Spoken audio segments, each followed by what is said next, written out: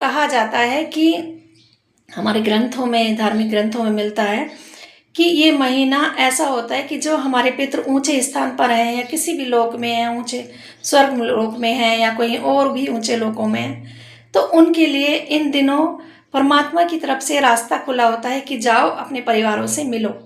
और आप देखिए, अगर माताएं इसे समझना चाहें तो ऐसे समझिए कि जैसे जब हम शादी होकर अपने ससुराल में आती हैं, बच्चे छोटे होते हैं, तो हम लोग कैसे पूरे साल ये सोचते हैं कि बच्चों की वेकेशंस होंगी तो हम मायके जाएंगे। और किसी तरह कई बार ऐसा होता है कुछ घरों में कि मायके वाले नहीं बुलाते हैं या टाइम पर नहीं कहते हैं कि भाई आ जाओ, तो हमें कितना बुरा लगता है। या हम बिना कहे चले जाते हैं और वहाँ हमारा मान सम्मान नहीं होता, हमारे हिसाब से खाना पीना नहीं बनता, तो हमें अच्छा नहीं लगता ना। हमें लगता है लो हम तो अपने घर से आए और यहाँ ये हमें किसी तरह का कोई महत्व नहीं दे रहे हैं। तो ऐसे ही आप पितरों को समझिए। तो पितरों का भी यही मन होता है कि वो हमारा परिवार था, वो हमारे लिए कितना कुछ कर कर गए होते हैं, कितना कुछ छोड़ कर गए होते हैं, तो उनका भी तो मन होता होगा कि हम जाएं, बच्चे हमें याद करें।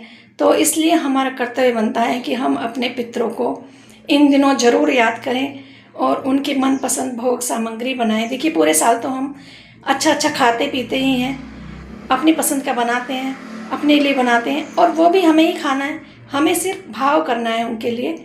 और फिर देखिए कितना आपको भी अच्छा लगेगा और पितृ तो प्रसन्न होंगे ही, खुश होंगे।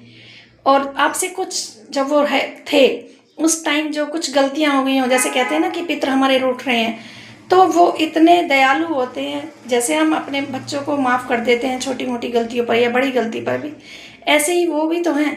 तो वो भी अगर हम श्रद्धा भाव से उनको मनाएंगे, उनके लिए ध्यान करेंगे, उनके लिए सोच कर खाने पीने का बनाएंगे, तो वो भी हमें ज़रूर माफ़ करेंगे।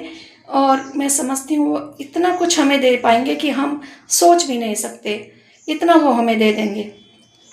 और जिन लोगों को लगता है कि उनके पितृ इस योग्य नहीं हैं, तो उन्हें भी अपने पितरों को दान पुण्य करके ऐसा कुछ करें, पूजा पाठ करें, कुछ करें कि उनके जो पितृ हैं वो भी सदगति को प्राप्त हों, अच्छे लोगों को प्राप्त करें, यूँ ना भटकें। तो thank you friends.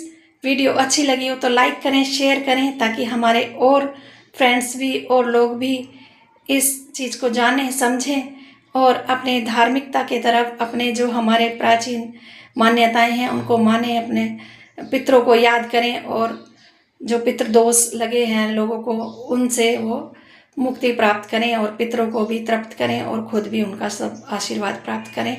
Thank you friends. Video को लाइक करें, शेयर करें और हमारे चैनल को सब्सक्राइब करें। Thank you.